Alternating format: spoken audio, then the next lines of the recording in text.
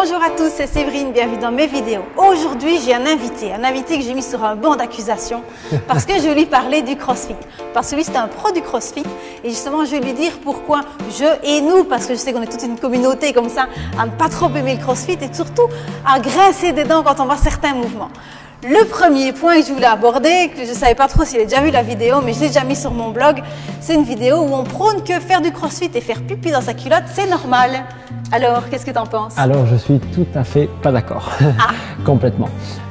Pour moi, le CrossFit, c'est fait pour être en meilleure santé. Et donc, si on a ce genre de symptômes, au final, c'est ça pour moi, c'est qu'on ne fait pas la bonne chose. Pour moi, on doit avoir une bonne posture, on ne doit pas avoir mal aux articulations, on doit en fait être plus fit, en meilleure santé pendant plus longtemps. Au final, c'est ça l'objectif du CrossFit.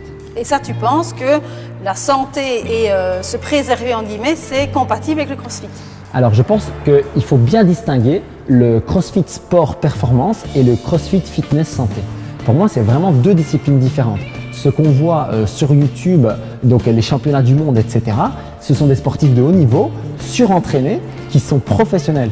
C'est vraiment pas la même chose que ici dans notre salle où on aide les gens simplement à bouger, à être plus souple, plus en forme, plus fit au final. C'est vraiment deux disciplines différentes. Donc je pense que dans le cas du CrossFit fitness santé, c'est tout à fait possible. D'accord. Donc ce que tu veux dire, c'est que déjà si on fait du CrossFit, on n'est pas obligé de faire des compètes. On peut rester au CrossFit simplement peinard. Absolument. Peinard. Et que tu sauras adapter des exercices qui vont être assez violents. C'est ça. En fait, nous dans notre box, et je pense dans la plupart de la communauté, on utilise les compétitions pour un truc communautaire en fait. Donc en gros, on se challenge tous ensemble, mais on reste dans cet esprit, tu vois, santé, s'amuser, plaisir. On n'est pas dans un truc où on fait quelque chose de très violent. Certains le font, mais on sait que dans ce cas-là, ils sont plus dans une optique sportive et donc ils acceptent entre guillemets les risques qui vont avec. Si tu viens par exemple t'entraîner dans ma salle ou j'espère l'un d'entre vous viendra essayer une fois, tu vas voir que c'est pas du tout la même approche. On va chercher une option pour chacun, on va chercher vraiment le meilleur mouvement, la meilleure posture et faire en sorte, comme je le disais, que ce soit ta santé qui prime et pas la performance. Oui, mais tu ne crois pas que même dans une salle comme ça, on va quand même avoir envie de faire mieux, de faire comme les autres? C'est inévitable, c'est inévitable. La pression de groupe, par exemple, c'est quelque chose que je vois qui existe vraiment beaucoup. Je veux toujours faire aussi bien ou mieux que mes voisins. Ça, malheureusement, c'est présent. Mais ça, je pense que c'est l'homme, c'est l'être humain qui est comme ça. Vraiment, je le pense sincèrement, pour le voir beaucoup dans les salles de CrossFit. En fait, nous, on demande aux gens d'être meilleurs qu'eux-mêmes. On demande aux gens de gagner en souplesse. On demande aux gens de gagner en rapidité, de gagner en force. Mais tout ça en respectant leur corps. Et c'est vrai que c'est un gros challenge pour nous les coachs d'expliquer ça. C'est vraiment un gros challenge. Oui, en fait, c'est surtout, ça va être aussi la qualité du coach. En fait, je crois qu'ici, j'ai l'impression quand je t'en parle comme ça, que c'est pas tant que ça le CrossFit qui sera vraiment à remettre en question, c'est le travail du pro qui l'enseigne. Tout à fait d'accord. Pour moi, le coach a une responsabilité énorme sur la réussite de ce challenge-là qui est d'amener les athlètes en meilleure santé, de les faire progresser tout en se respectant. Il y a une grosse part de responsabilité du coach, mais aussi une de l'athlète, de l'adhérent. Je pense qu'à un moment donné, on doit aussi savoir où sont nos limites et accepter de progresser petit à petit sans griller les étapes. Ouais. Mais bon, tu ne vas pas me faire croire qu'il n'y a quand même pas des mouvements qui sont horribles pour moi, style certaines petites tractions où on se jette un petit peu en arrière ou on jette les pieds en avant, et des burpees qui remontent avec une espèce de cobra mal effectué où on pousse le ventre dans le sol. C'est ça. Non, ça existe. En fait, il faut savoir que, comme je le disais, le CrossFit, c'est un sport et que donc, il y a des règles, d'accord? Si tu dois, au foot, tu dois faire en sorte que le ballon passe la ligne pour marquer un but. Et chez nous, c'est la même chose. Tu as certains standards. Donc, ce qui veut dire que si tu es dans une compétition, tes pieds doivent toucher la barre, par exemple. Si tes pieds ne touchent pas la barre, ça compte pas et donc, tu dois recommencer. Donc ça, on est vraiment dans la démarche sportive. Il faut savoir que cette démarche-là est très médiatisée, mais c'est pas l'entièreté du CrossFit comme je te disais. Donc ce qu'on va faire nous, c'est qu'on va essayer de faire en sorte que les gens qui font tout ça soient avec un corps capable de le faire. Je prends l'exemple des tractions, ok? Si j'ai pas la bonne souplesse et la bonne force dans les épaules, j'ai vraiment beaucoup de risques au niveau de mes articulations, indiscutablement. Maintenant, nous ici, on essaye de faire en sorte que les gens aient d'abord la force nécessaire au niveau de leurs épaules et de leur gainage et la souplesse suffisante pour pouvoir faire ces tractions sans prendre de risques. Ok, et chez toi, on ne fait pas de crunch? Jamais. Jamais, jamais. Dans notre box, ça s'appelle une box, une salle de CrossFit, on ne fait jamais de sit-up. Malheureusement, c'est un mouvement du CrossFit. Je suis désolé pour tous les fans du CrossFit qui vont regarder cette vidéo et qui vont hurler. Pour moi, c'est un mouvement qui ne devrait pas exister dans le CrossFit, d'ailleurs nulle part. Et donc les sit-ups et les sit-ups sur la machine en plus, pour moi c'est hors de question. On fait du gainage, on fait de la respiration, on reste en ouverture. C'est vraiment une priorité. Ok, bah écoute, c'est bien beau toutes ces paroles, mais tu me montres ça. Ok. Comment est-ce que tu adaptes? Par exemple, on va prendre l'exemple du sit-up. Donc ce mouvement que je déteste, que d'ailleurs je ne vais faire qu'une fois, qui est de se coucher sur le dos, venir toucher derrière, pas me dénuder, et venir ramener le corps devant. D'accord? Tu vois pourquoi? Oui. D'accord? L'option qu'on va prendre, ça va être de travailler ce qu'on appelle avec du hollow body, qui est une position gymnastique en fait. On va se coucher sur le dos et on va toujours bien rester avec le ventre à l'intérieur et le corps en ouverture. On va monter et on va venir, si c'est possible, tendre une jambe et si c'est de nouveau possible, tendre la deuxième.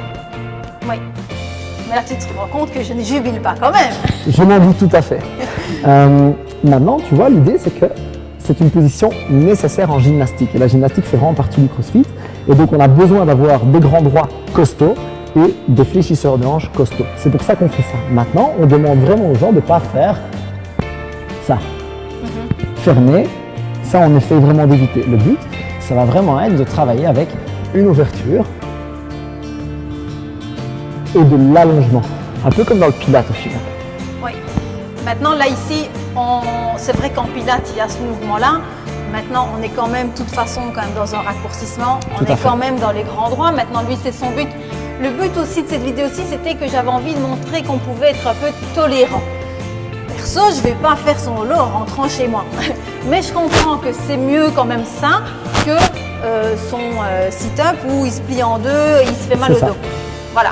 Ce qu'on peut remarquer, c'est qu'il a quand même gardé l'ouverture d'épaule. C'est vrai qu'il est dans les grands droits. C'est vrai que si vous venez d'accoucher, non. Ok. Si vous êtes enceinte, ben non plus, parce qu'on a quand même une augmentation dans le ventre, ok, de la pression. Vous savez, ils ont déjà parlé plein de fois, la pression sur le périnée, etc. Donc non. Maintenant, là ici, il n'a quand même pas un tassement, une hyper-pression comme il a dans son mouvement de relevé clair et net. C'est ça. Et donc, tu parlais de ça. On va jamais faire ça à quelqu'un qui vient d'accoucher ou qui est enceinte ou qui a des problèmes de dos, par exemple. Tu vois, on va rester dans des positions beaucoup plus safe, avec du gainage, avec de la respiration et toujours de l'ouverture autant qu'on peut le faire en essayant de progresser en CrossFit. Dans celui-là, si quelqu'un a mal au dos ou quoi, est-ce que c'est pensable de mettre les mains derrière la tête et de repousser la tête dans les mains? Pourquoi pas? On peut venir ici. Tu vois, pour être moins dans les grands droits, peut-être t'es quand même dans les fléchisseurs, la tête pousse dans les mains et être moins dans les droits, quoi. Exactement, j'ai beaucoup plus de facilité à rentrer mon ventre, je suis beaucoup plus sur mes muscles profonds et c'est exactement beaucoup moins de pression abdominale. Ouais, ok. Et là, ça, je n'aime pas non plus. Je sais, mais je suis désolé. Il fait exprès, hein? Non, je m'aide de mes jambes, c'était parce que tu étais dans le chemin, sinon on je se roule. tourne par le côté. Tu veux que je le refasse? Regarde, si tu me bouges… On se couche aussi par le côté. J'ai un micro, allez, de l'autre côté alors. Voilà. Voilà. L'autre mouvement que j'aurais bien aimé que tu corriges, c'était le burpee. C'est ça. Donc le standard, je vais juste te montrer le standard du CrossFit et puis je te laisse te donner ton avis, me donner ton avis. On va en fait partir debout, on doit se coucher par terre le plus vite possible, hein, c'est toujours cette même règle. Et puis on va venir se relever et on doit toucher les mains, hop, en sautant. Oui. Maintenant là ici, je trouve quand même qu'il le fait quand même bien, hein. Son dos était bien placé, etc. C'est mon travail, c'est pour ça que j'essaie de faire ça comme il faut. Mais on ne voit pas toujours comme ça. Ce qu'on voit très souvent, ça va être déjà la première chose, on va voir des gens qui vont faire ça. Ou alors ça. Pas l'idéal, hein? Ah, ça, j'avais encore jamais vu non plus. Ah, si, ça je le vois tout le temps. D'ailleurs, je viens de faire une vidéo là-dessus en disant que c'était vraiment une catastrophe pour les genoux. Oui. Donc, si je fais la mauvaise technique, je vais voir ça. Et je vais souvent voir ça. Ouais. Et ça, c'est vraiment ce qu'on veut éviter. Ouais, d'ailleurs, je ne vais pas le faire trop longtemps parce que ça me fait mal au dos. Donc ça, c'est vraiment ce qu'on va vouloir éviter. D'accord.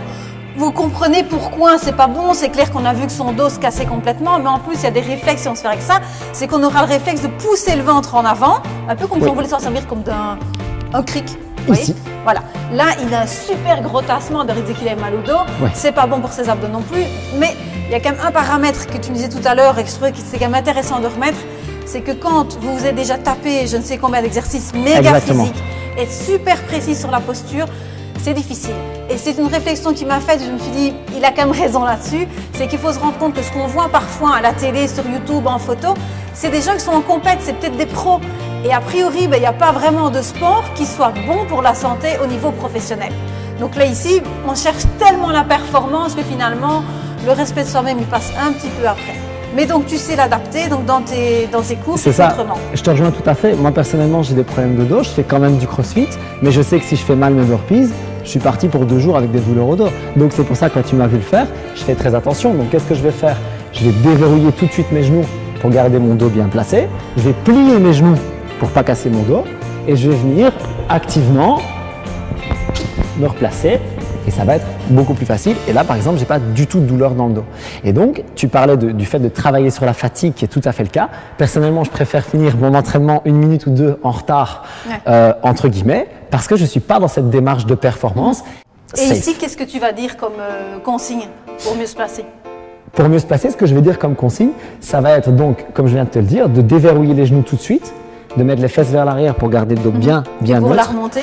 Et pour la remonter, quand je vais être en bas, au lieu de faire ça, je vais placer mon bassin, pousser et revenir tout de suite dans cette position pour me réouvrir. Ouais. Là ici, donc, on voyait qu'il replaçait son bassin aussi en s'aidant de la contraction des fesses. On peut peut-être rajouter, surtout celles qui ont l'habitude de retravailler avec des placements style pilates, de gasquet, etc., avec des centrages, périnée, autograndissement, c'était ici de contracter le périnée en starter, vu que le périnée va aider à placer le bassin. Tout à fait. Mais on est encore une fois d'accord que quand on est en compétition, quand on a fait tous des entraînements et qu'on est mort fatigué, repenser à son périnée à chaque fois avec de la vitesse, c'est pas faisable, enfin, c'est pas réaliste surtout. Tout à fait d'accord avec toi, et c'est pour ça qu'on demande aux gens de d'abord travailler techniquement calmement. C'est pour ça que dans chaque entraînement où tu viens, on va d'abord avoir une partie technique, on va apprendre le mouvement, apprendre à se placer, et puis alors on le mettra sous forme d'intensité seulement quand il sera bien maîtrisé. Ok. Je crois qu'en tout cas, moi j'ai compris qu'il fallait faire la part des choses donc, entre la compétition et le crossfit qui va être bien fait. Mais je crois aussi que vous avez compris que la différence c'était le prof. Et que comme dans les cours de posture où je vous dis que parfois si le mouvement ne vous convient pas, il faut peut-être changer de prof. Dans le crossfit aussi, si vous vous blessez, si vous avez mal, etc. et que votre prof n'est pas à l'écoute, c'est peut-être qu'il n'est pas bon, qu'il faut peut-être changer. Je te rejoins à 100%. C'est que lui, il a une grosse responsabilité aussi sur votre santé, sur la réalisation de votre exercice. En tout cas, j'espère que ça vous aura plu. Jack a une chaîne aussi YouTube que vous pouvez aussi aller regarder si vous voulez des exercices, etc. N'hésitez pas à nous mettre des likes si vous avez aimé, à partager notre vidéo. Vous pouvez nous rejoindre donc, tous les deux sur YouTube, sur Facebook, enfin, bref, sur les réseaux sociaux, Instagram et compagnie. On compte sur vous pour nous rejoindre très vite dans d'autres vidéos. Ciao! Merci Cyril.